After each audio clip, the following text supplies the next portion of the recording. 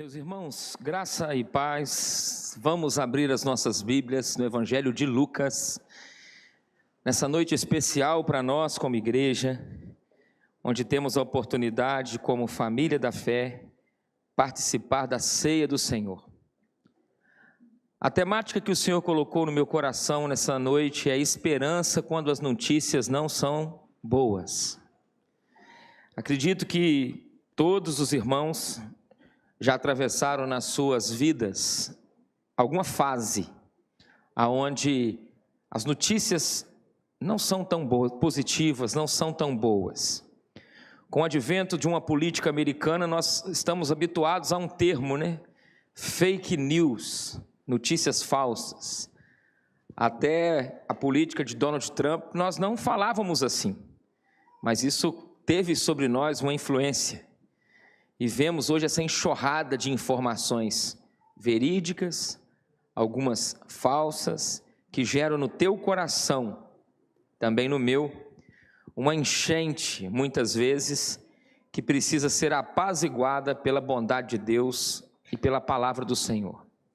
E eu gostaria, sem mais delongas, de convidar você a ler o Evangelho de Lucas, capítulo 24, verso de número 13, texto conhecido da igreja, e que este mês tem me edificado muito na leitura, na releitura, quando eu rumino esse capítulo, e eu gostaria de ler com os irmãos, nessa noite tão especial. Diz assim, verso de número 13: Naquele mesmo dia, dois deles estavam de caminho para uma aldeia chamada Emaús, distante de Jerusalém, 60 estádios. E iam conversando a respeito de todas as coisas sucedidas. Aconteceu que, enquanto conversavam e discutiam, o próprio Jesus se aproximou e ia com eles. Os seus olhos, porém, os olhos destes dois homens, discípulos de Cristo, estavam como que impedidos de o reconhecer. E então lhes perguntou Jesus: o que é isso que vos preocupa?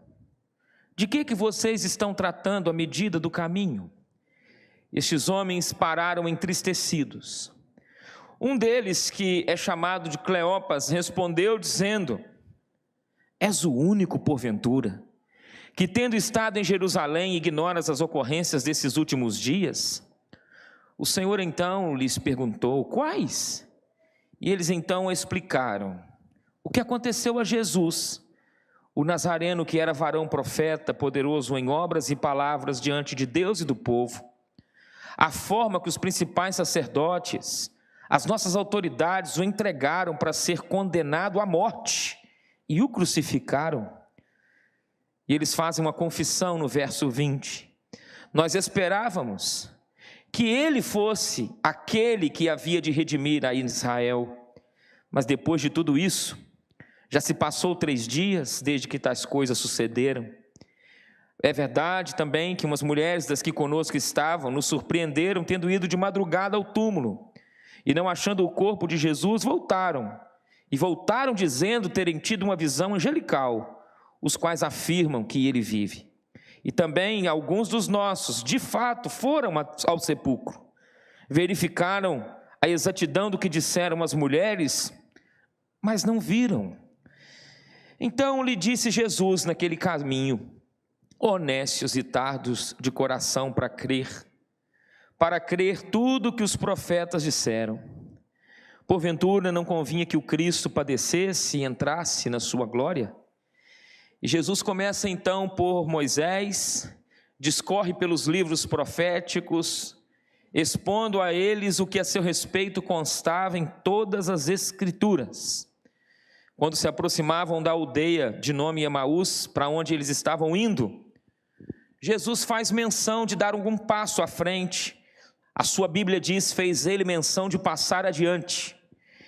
Mas eles então o constrangeram com as seguintes palavras: fica conosco, já está a tarde, o dia declina. E entrou então para ficar com eles. E aconteceu que, enquanto estão ali à mesa, o Senhor toma o pão, abençoa e parte aquele pão naquela simples casa, serve aqueles dois homens, e a Bíblia diz que os olhos deles se abriram, e eles o reconheceram, mas ele, o Cristo ressurreto, desapareceu da presença deles. Eles olham um para o outro, porventura não nos ardia o coração, quando pelo caminho ele nos falava? Quando pelo caminho ele nos expunha as Escrituras, o nosso coração ardia. Na mesma hora esses dois homens levantaram, voltaram para Jerusalém, onde acharam reunidos os 11 e outros com eles, os quais estavam dizendo: o Senhor ressuscitou e já apareceu a Pedro ou a Simão. E então os dois contaram o que lhes acontecera no caminho e como fora por eles reconhecido no partir do pão. Pai querido, este texto é maravilhoso demais para o nosso coração, pois trata de teu Filho ressuscitado. Obrigado por um texto como esse, diante de um tempo onde nós temos vivido tantas notícias ruins. Obrigado porque é um texto que fala de alguém vencedor, de alguém que venceu a morte, alguém que venceu as cadeias do inferno de forma clara, limpa, e diz a tua palavra que estava agora durante 40 dias fortalecendo os seus discípulos. Fortalece a gente nesta noite também, Pai querido. A tua palavra vai ser exposta, tem sido cantada, e que o Senhor dê graça ao que fala e ao que ouve, para no mesmo sentimento que houve em Maria aos teus pés, possa haver no meu coração, no coração dos meus irmãos. Dê a todos nós um excelente ouvido para discernir aquilo que precisamos como consolo, encorajamento e, por que não, exortação. Em nome de Jesus. Amém. Queridos irmãos, é uma boa nova, é uma boa notícia. E como eu disse, está na tela esperança, quando as notícias não são tão boas.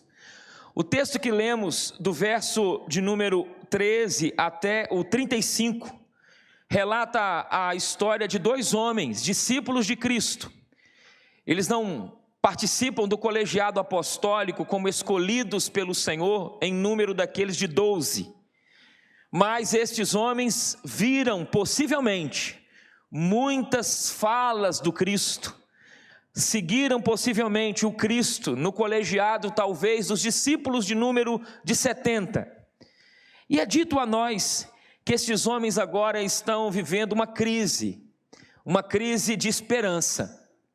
A esperança deles, eles dizem claramente no verso 21, nós esperávamos que ele fosse quem havia de redimir Israel.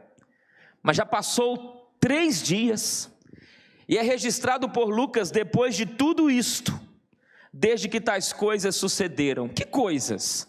O que aconteceu na sexta-feira da paixão.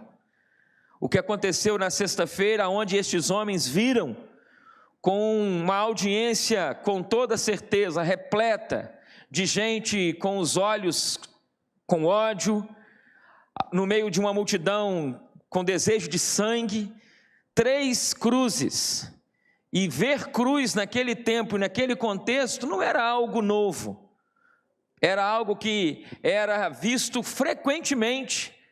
E curiosamente agora aquelas cruzes, naquela sexta-feira, ela trazia sim um aspecto diferenciado diante de tudo o que aconteceu, até mesmo a própria natureza se movimentando com trevas. E esses homens estão naquela audiência, observando aquelas realidades e aquelas palavras do Cristo. E agora eles estão fazendo o caminho de volta para casa, como você e eu daqui a pouco vamos fazer. E eles estão voltando para casa, conversando sobre Cristo, confessando sobre as suas realidades, e diz o verso 14, conversando a respeito das coisas sucedidas. E aconteceu que enquanto eles estão conversando, a conversa vai ganhando forma, chega a um ponto que a conversa chega ao termo que a Bíblia diz, discussão, e em meio a essa discussão, Cristo se coloca no meio deles. Porém, a imagem que eles têm da sexta-feira é uma imagem de um Cristo que eles caminharam durante 3 anos, com Ele, vendo, percebendo, mas agora ao lado deles o próprio Cristo ressuscitado se encontra e eles não reconhecem, nem no falar, nem no olhar, eles não reconhecem aquele Jesus ao qual eles, com toda certeza, vivenciaram algumas realidades. E eu fico observando esse caminho desses discípulos voltando para Emaús, saindo de Jerusalém, fazendo um caminho curto, mas um caminho repleto de algumas confissões. Diz a Bíblia que os olhos deles estão impedidos de reconhecer. Diz a Escritura Sagrada que Jesus faz uma pergunta como que abrindo a chave do coração deles. Porque de vez em quando, o seu pai, a sua mãe, gente que te ama, faz perguntas que abrem o seu coração. Feliz é aquele que tem amigos que se aproximam dele em algum momento na vida, e esse amigo tem a oportunidade de abrir com perguntas o seu coração. Não as perguntas socialmente aceitáveis, como por exemplo, vai tudo bem? E de repente a resposta que se vem, não, está tudo bem, como no caso que acontece na vida de um dos profetas.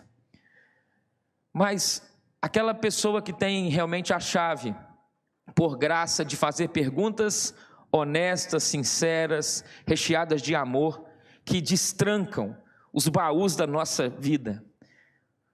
Muitas e muitas vezes nós vamos caminhando sem observar isso e de repente uma pergunta abre todo o leque no nosso viver. E Jesus apresentou-se ali fazendo uma pergunta: que preocupa vocês? Que vocês estão tratando à medida do caminho? Esses homens pararam, emocionalmente tristes, mas a tristeza deles leva eles de alguma forma a não enxergar Cristo. E diz a Escritura que não enxergando em Cristo, o Cristo que eles tanto viram, um deles, chamado Cleopas, resolveu responder: tu és o único, porventura, que tendo estado em Jerusalém, ignoras as ocorrências dos últimos dias? Jesus então continua perguntando: quais? E eles então explicam o que aconteceu a Jesus, aquele homem que nasceu em Nazaré, aquele homem que é tido como um profeta entre nós, aquele homem que é poderoso em obras, atitudes, ações, aquele homem que é poderoso em palavras diante do mundo espiritual, diante de Deus, mas também diante de nós. O que aconteceu com ele? Você ignora os acontecimentos, as autoridades, os sacerdotes o entregaram para ser condenado à morte, e ele foi crucificado. E sabe de uma coisa? Nós esperávamos que era ele que fosse redimir Israel. E quando eles pensam em redenção da nação, eles pensam numa redenção política. Eles pensam numa libertação acerca do contexto de Roma.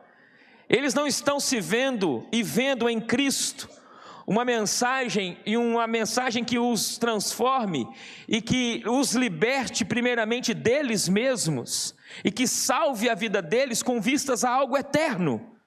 Mas eles estão desejosos de uma libertação política, uma libertação que vai trazer uma aparente paz momentânea.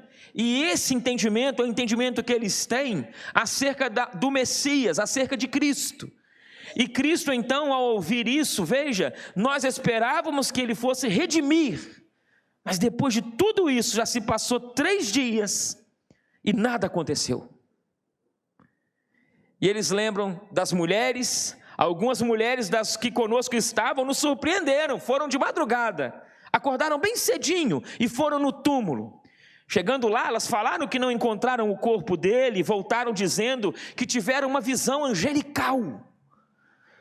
Mas até mesmo esses anjos disseram para elas que ele vive. Mas de fato até um dos nossos, ou alguns dos nossos foram lá, verificaram o que elas disseram, mas não viram. E Jesus ouve tudo isso e diz então, em determinado momento, no caminho: vocês são tardios para acreditar, vocês são lentos para perceber e para crer tudo que os profetas disseram.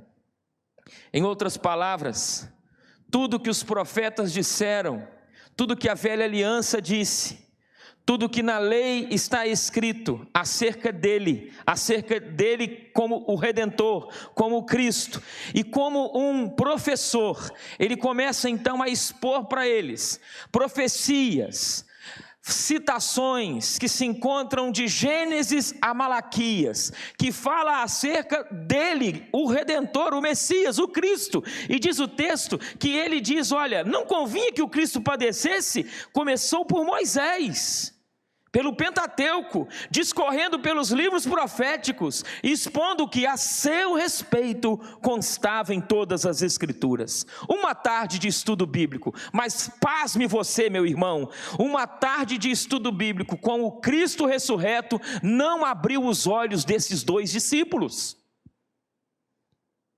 Uau, que coisa interessante! Está agora entardecendo, o solzinho está se pondo. A Bíblia Sagrada diz que eles estão aproximando de chegar à aldeia para onde estão indo.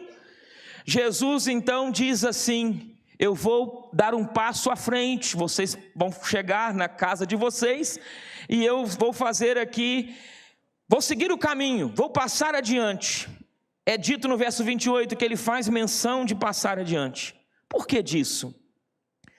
Porque com essa fala de Cristo em passar adiante, ele está dando a oportunidade a esses dois homens de manifestar a sede deles acerca do tudo que eles ouviram no caminho.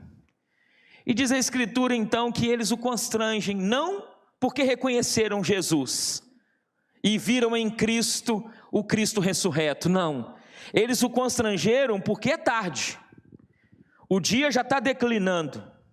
E por isso eles, talvez pensando nos riscos da estrada, riscos do caminho, ao ouvir a fala desse homem misterioso que apareceu no caminho conversando com eles e que deu a eles uma aula sobre textos da velha aliança acerca dele, Cristo, mas eles não tiveram os olhos abertos, diz a Escritura que eles o constrangem dizendo: fica conosco, é tarde, o dia declina. E Cristo então, ele, como um pai, resolve ficar com aqueles filhos.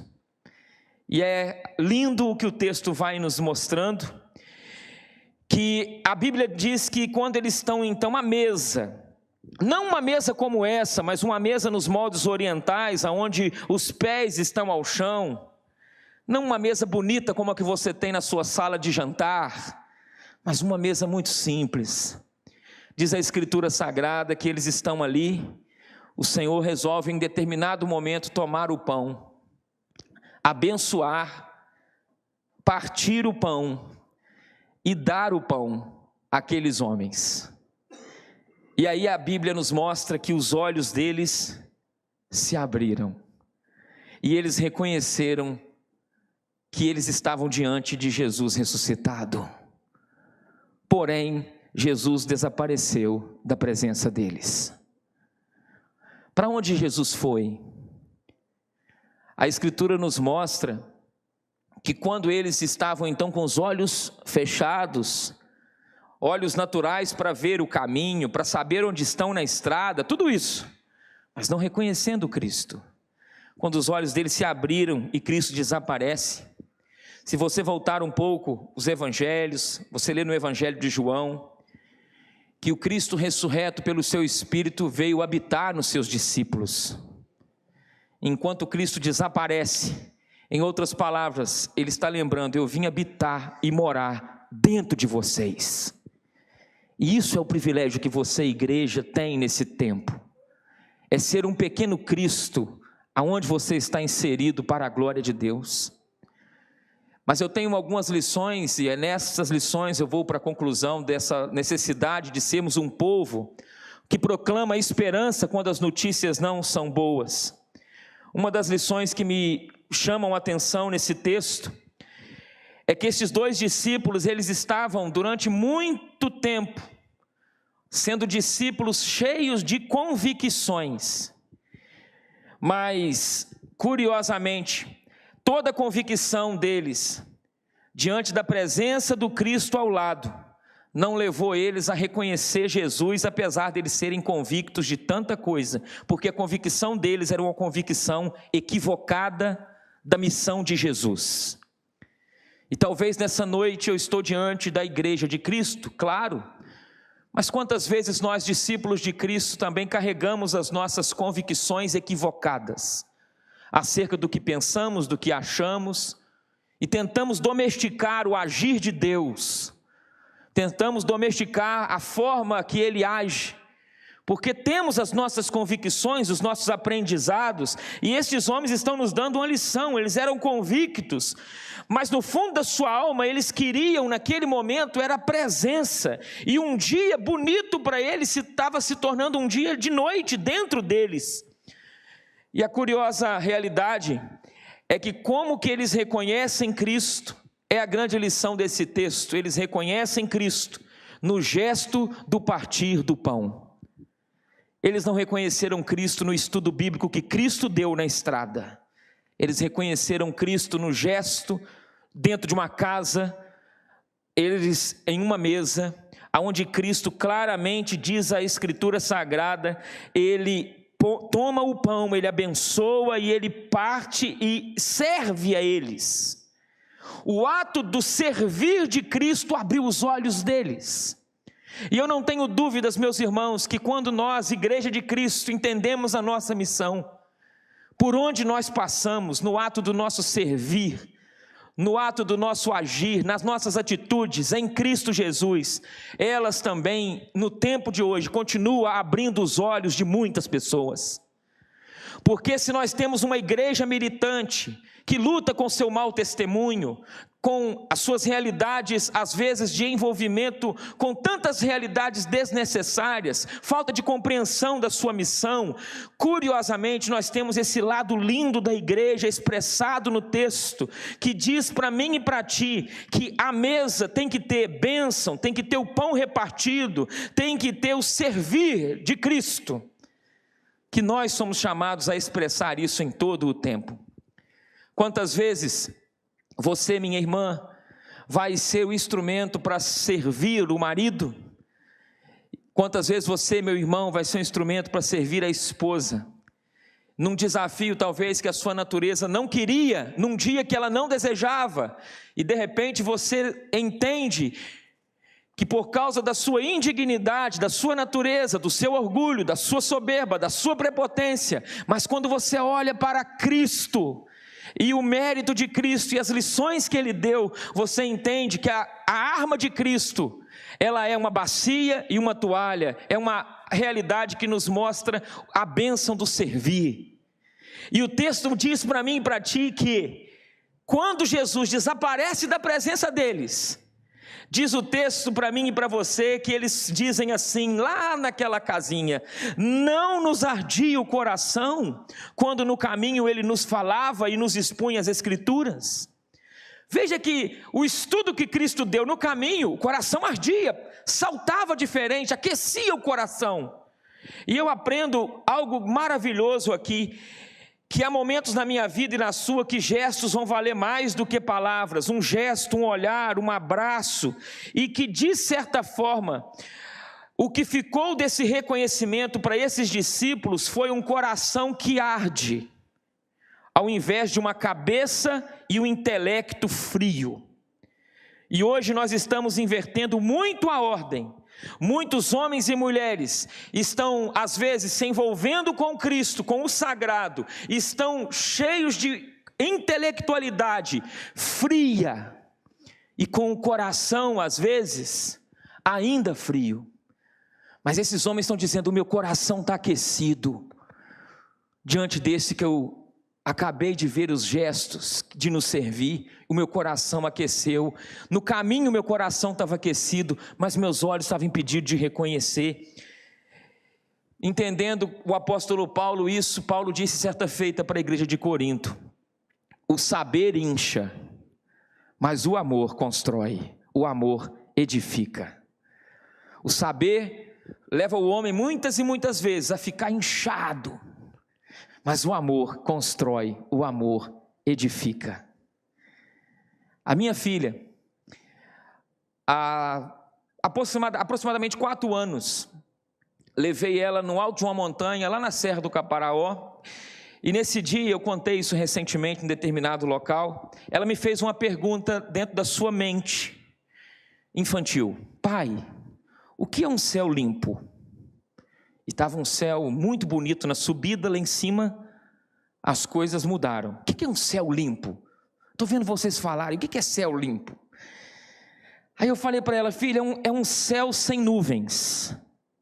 Aí ela falou: ah, pai, então tem coisas que atrapalham a gente perceber o céu? E eu falei para ela: sim, filha, tem coisas que atrapalham a gente perceber o céu. E eu digo para a igreja nessa noite que tem coisas que atrapalham você e eu percebermos Cristo, percebermos o céu. Tem coisas que são como as nuvens, que se colocam diante do nosso olhar para atrapalhar a gente de alguma forma a ter uma comunhão melhor com Cristo, a sermos mais e mais e mais no progresso da vida cristã, a nos dedicarmos mais. E é essa a palavra que me marca, meus irmãos, e que eu compartilho nessa noite de Santa Ceia. Gestos muitas vezes valem mais do que palavras. E também, sem sombra de dúvidas, tem coisas que atrapalham a gente perceber o céu. E eu acredito que muitas notícias no nosso tempo estão tentando nos atrapalhar a perceber Cristo no caminho. E esse servo de Deus está aqui para te lembrar e lembrar você de casa, que eu e você somos chamados a reconhecer Cristo, mesmo diante de nuvens e de tempestades. Isso é alguém que tem esperança, como diz Paulo: pensai nas coisas do alto. Curve a sua fronte. Pai Santo, em nome de Jesus Cristo, obrigado pela Tua palavra.